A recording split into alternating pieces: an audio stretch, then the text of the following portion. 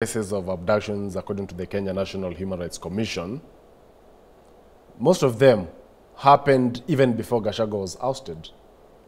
So Gachagua is supposed to only do things after he has been ousted. So he did this while he was the deputy president. Let me tell you, the journey Gachagua began against the government of President William Ruto began way while he was still in office. When he was walking around the country and telling people how the government is a conglomerate where people have to have shares, it's a business where people have to have shares, that was in itself sabotaging the presidency. When he went and fired his Luo chief of staff, it was clear that he wanted to do something he did not want the world to know. So this thing, he began it very early. And that is actually the reason why he was impeached. So he was not going to act only after he had been impeached. He's now inviting the International Criminal Court, ICC, to investigate violation of human rights. How would I be the one committing a certain crime, at the same time I take myself to court? That is a very cheap argument. If I want you to be accused of anything, I would go and kill your opponent and you will be blamed and not me. Because the whole world can see this is Chacha's opponent. So it must be Chacha. That is how it happens. We have NIS, we have the DCI, and the clergy and civil societies are now calling for them to resign. My friend, we have had NIS since 1963, but crimes have never stopped. They are always there. Even when you come here and say Kenya National Commission of Human Rights have said 73 people have been abducted, have you weighed that against those who have been abducted before? How many people are being abducted per year in the past? Then you remove, then you say, okay, there is an upsurge of abductions. But it's evident. Have you done that? You don't just bring absolute figures and put them on the table and say, in Kenya now, 2,000 people are dying per day. How many were dying in the past? So how many were abducted in the past? So you bring it to us. You are the one who has brought us to this. You are the one who is alleging so. Yeah. Can I just come in? I mean, proceed. I find this argument very insensitive because abductions is not something to be. I mean, it's not money lost in a business where you'd say, you know what, we have lost this amount of money in a business, we will work towards recovering it. These are lives involved. And I don't think throughout this conversation we have actually extended the conversation towards the severity of this situation, which is that people who are being abducted are ending up dead. Yeah?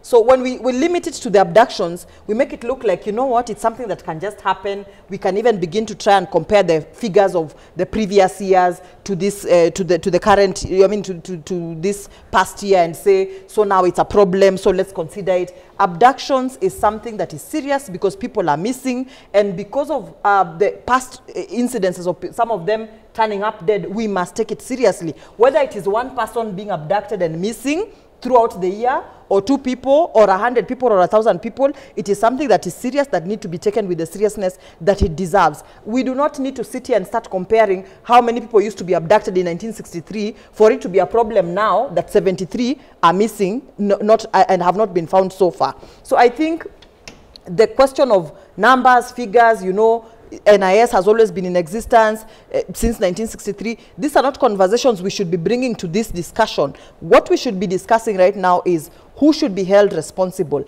How can these people be brought to book? If truly they are saying the people criticizing the government are the ones responsible for abducting people who are also criticizing the government, which doesn't make sense. I mean, if we know these people and they're being publicly mentioned, why not bring them to book? How powerful are these people that we know who they are, as they claim they know who they are? They're even mentioning them in public meetings and political functions. How powerful are these people that they cannot be brought to book? An ordinary mother in a village right now, if a politician takes to a podium and, you know, is reported on news saying Gachagua is responsible for the abductions of these young people, is asking herself, why don't you just arrest that Gachagua? I mean, can't you just find where he is, locate him, and bring him to book? We need to address this issue very seriously because young people are ending up dead, you know?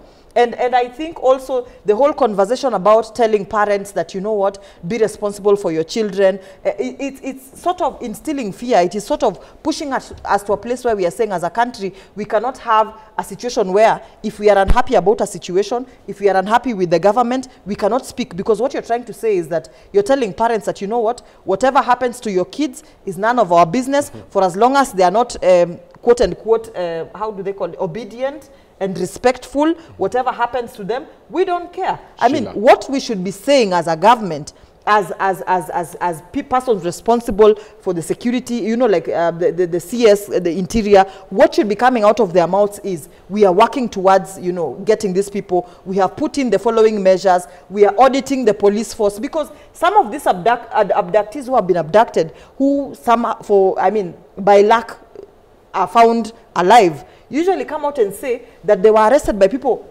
wielding guns. Are we trying to say that we are now in a country where unregistered gun owners are walking all around, abducting people and, you know, releasing them or even killing them? Before you cannot arrest, you know, she interjected when I was speaking. Arrest that situation. And she has taken it with whole hog. You know, quickly. You know, I don't think you are going to expect anybody to abduct you with a rungu or they will use guns. Criminals are here with guns. In fact, in this country, the guns in the hands of criminals are almost half the ones in the hands of the police. So they will use those guns to abduct people and have the government. The only place where I would join you is let the government expedite the investigations into finding who actually are abducting Kenyans. They could even be people who are pro-government, but it is not the government and the government's policy to abduct anyone. The government will arrest you and take you to court. Sheila. Yes. Gachagua and Kalonzo Musyoka are keen to form a coalition to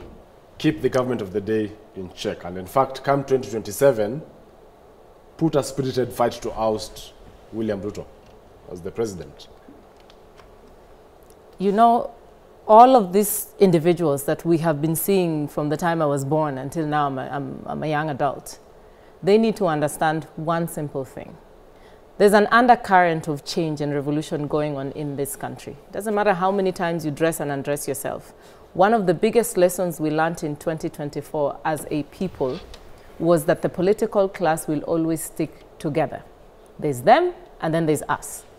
And you know, a lot of people actually do not care enough to end up being the president or whatever it is. They just want basic services brought to their doorstep. For example, they want their children safe from abductions, they want healthcare, they want education. It's very simple things. Then the political class can go on and politic all their lives. Like I always say, do not play politics with our lives. All of these conversations of 2027, we make this collusion, that collusion, we don't care. If you do not fix education, if you do not stop abducting us, if women don't stop giving birth on the floor in this country, nobody's going anywhere. They might as well forget about it. Because there's a new understanding now within young people, because traditionally we've never voted before, let's be honest. The reason we're here, we also have to take responsibility. It's always easy to point fingers, but you forget that the other finger is pointing at you. Young people in this country do not come out, do not vote. Then all of a sudden when things are going haywire, now they get confused. But the awakening is here. We are going to register and we're going to mobilize and we're going to vote and we're going to do the same thing that is happening across this continent. If you look at West Africa, what is going on? So it doesn't matter whether it's Gachagua, it is Ruto again, it is whoever it is a new face, we don't care. The issues remain the same. We are now going to start sticking to the issues and asking for accountability. The one piece of advice I would give anybody in this administration, please take your time and understand, and this is not about the government or opposition, any elected leader, please understand what servant leadership is. Because Kenya requires servant leadership. It requires humility. When you go in front of the people, you have to understand that they are your employers. You're not doing them a favor. We are not in a dictatorship or a kingdom. You don't stand up and then you just say whatever you want to say.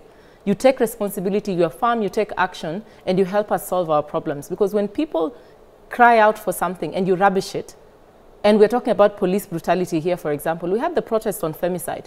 Do you want to tell me the women who are being ruffled up in the streets, do you think that was normal for the police to be ruffling up those women? Why were they doing that to those women? We have young people, the same thing. So what we are saying is, anybody in leadership, please take this piece of advice. How you communicate, how you speak to the public will either make temperatures rise or go down. Odoyo, Sheila says same monkeys, different forests. And Gachagua, Omtata, Kalonzo are keen to ensure President William Ruto goes home. Ruto must go is the hashtag. Let me tell you what I observe. Gachagua himself, I know, would like to back somebody, even if he were released to vie in 2027. Simple reason. In the event that Gachagua will try to be a candidate, there will be an anti-Kikuyu backlash in the country. That you can take to the bank. So I know he's very intelligent. He will want somebody to back. And now again, that is where the problem will begin. Who will be backed up?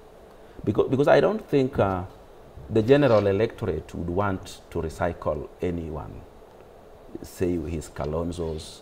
But I think somebody like Omtata, I don't think he has the wherewithal to be a presidential candidate, even if he's sponsored. All he can do is that activism that you are seeing. Matiang'i. That Matiang'i is too ruthless to gun ban this country. I think one person who became a president very much more easily in this country was Kibaki because of his demeanor. He was largely accepted across from Migori to Mombasa because of his demeanor. But Matiang'i, I think people are just making noise about him because they think he's forceful enough to take on any presidential candidate. But I watched Matiang'i, I listened to him. In fact, when we will start replaying some of the statements he used to make, he's not fit to govern a country. He can be a very bad dictator. This is one Matiang'i who woke up one day and said, all buses in the country will be painted yellow. No public participation, no nothing, no listening to anyone. He woke up one day and said, all police uniform will be changed from the beautiful light blue to a dark blue that look like Kenya Power, and no argument. So I think Matiang'i is not one person to govern this country.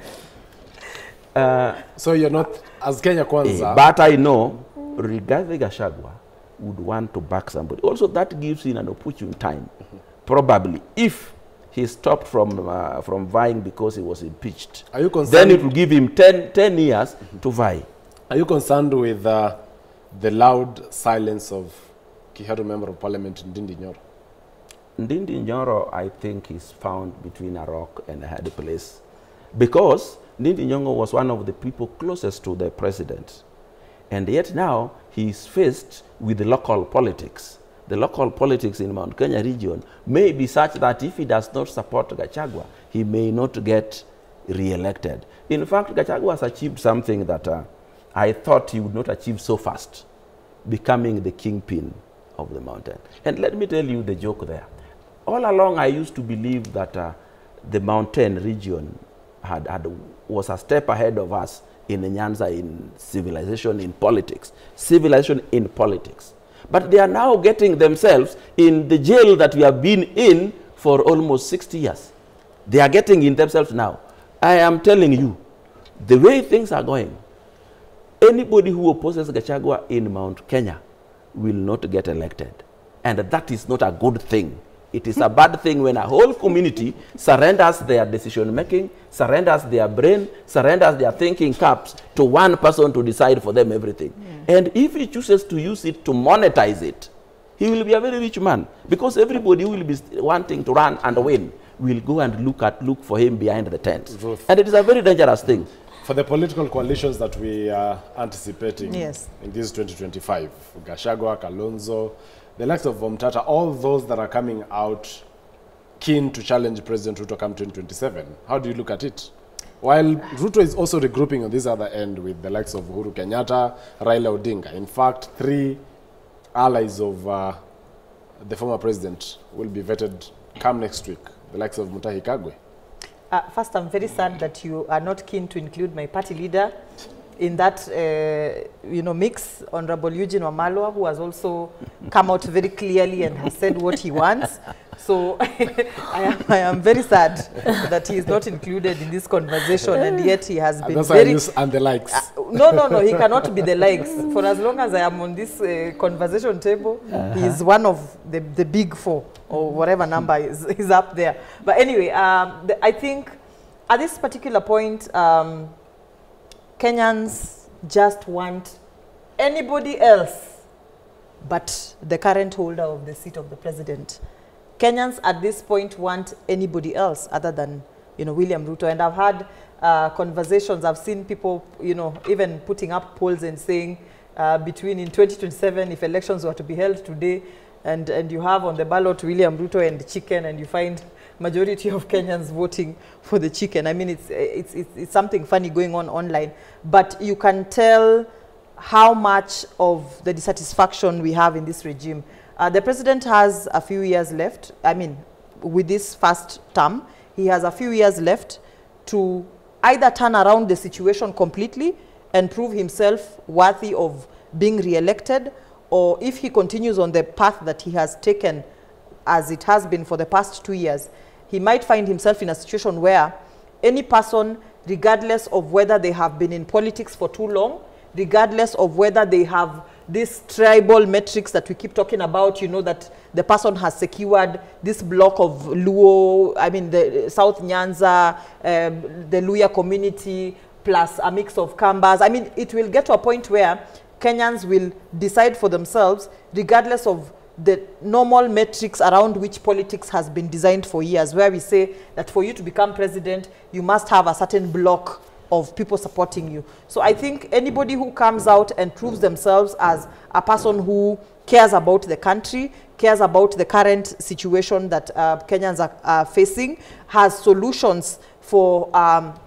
the problems that Kenyans have been dealing with during this administration and in the past administrations, and has a projection for the future of where the country should go, and can communicate and can galvanize as many Kenyans as possible to their agenda, that person will end up, you know, becoming president. The TRT Member of Parliament, William Kamket, alludes to the fact that if at all you think it's a joke, then we can even end up extending the term limit. I mean, we have an experience of doing 24 years before. And those are very unfortunate conversations to have in this day and age where we have fought, you know, hard tooth and nail to have a constitution that would guarantee, you know, that would dictate how things are run, that would say that, you know what, 5 years per term, and, you know, once you've done your 2 terms, you're out. So I think such are conversations that should not be encouraged. And it is something that I have seen that has come. It's a conversation that seems to be brewing.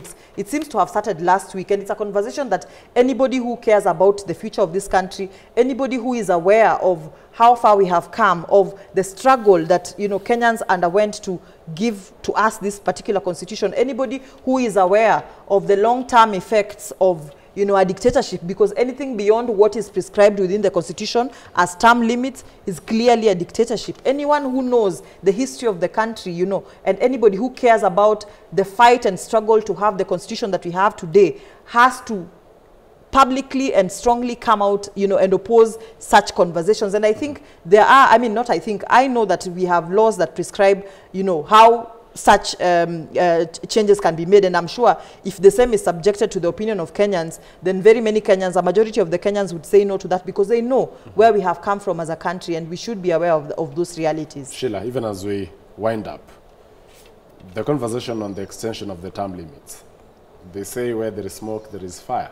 Is it possible, if at all Ruto clinches the second term, maybe he will begin to realize that maybe he could serve for a couple of years, more than the 10 that is now stipulated in the Constitution?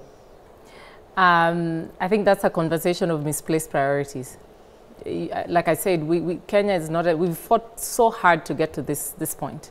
There used to be a time and a place in Kenya where you could get away with things like that. But we've fought really, really hard to have a multi-party system, to have a new constitution, and put all these systems in place.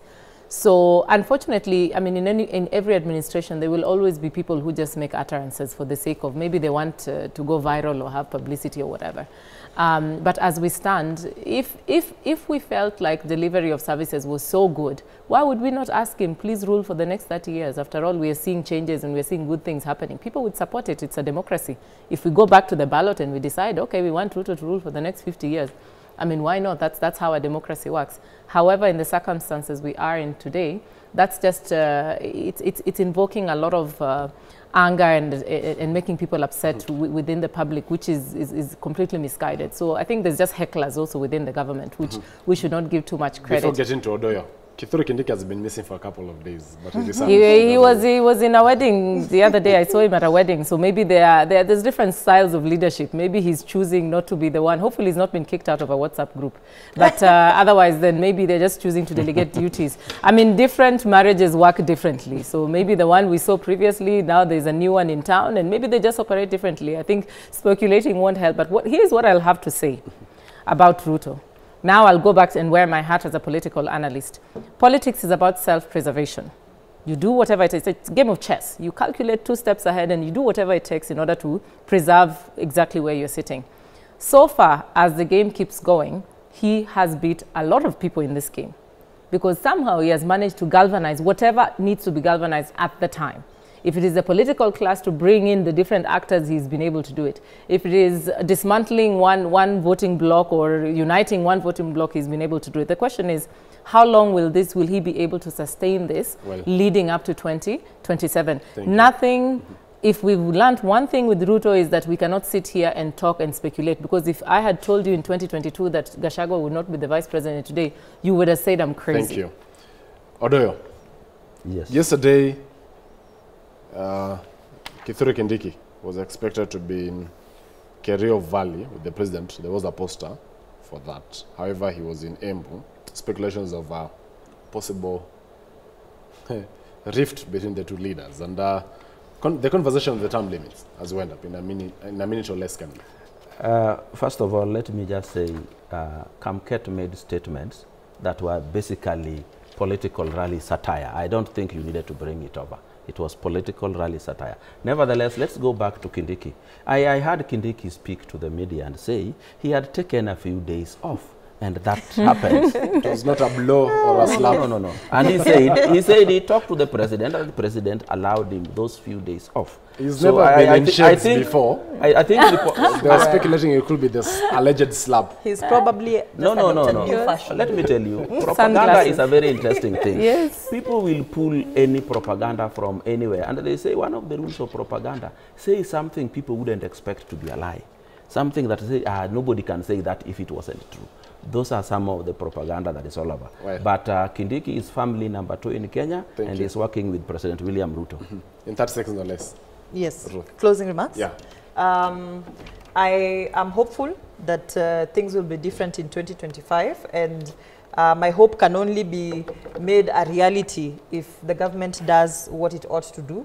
I look forward to a year of high octane, politics. Kenya, we don't really think about the electoral cycle. For us, the moment you're elected, you're already working towards, re-election. So I think we are looking towards interesting times in the political scene.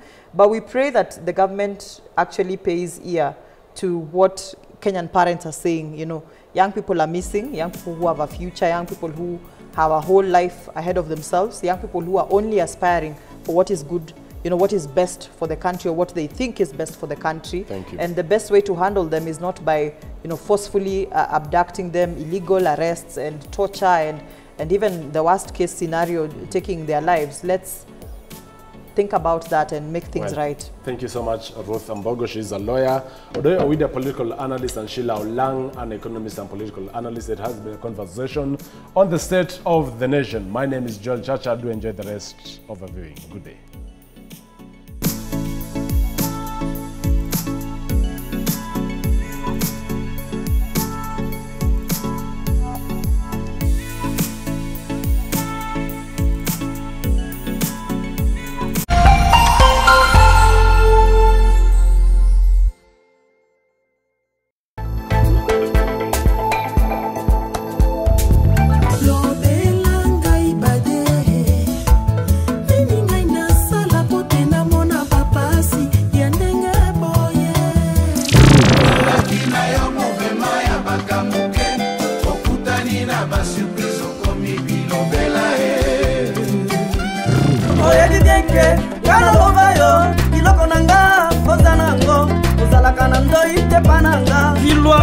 Unapendeza sana baby, I say you are my sweet. Mike Mwanga, Colombe Gombu, Phil Pambou, Vigondai Commissaire, Robert Braza, Nicolas Anelka, l'incassable, Patrice Evra, Mr. Love. Rumba, Moto Epila. Anderson Aimi.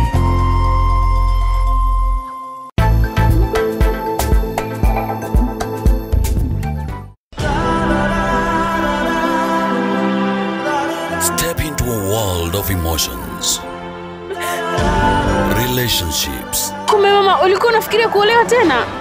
Yaani unijali hata kidogo, wewe ni mbaya. Dilemmas and complexities of life. Mwanamke hamhitaji mwanaume ili aweze kuwa na furaha. Love. Vedika, kiukweli mimi nakupenda sana wewe. Betrayal. Mimi nilikupa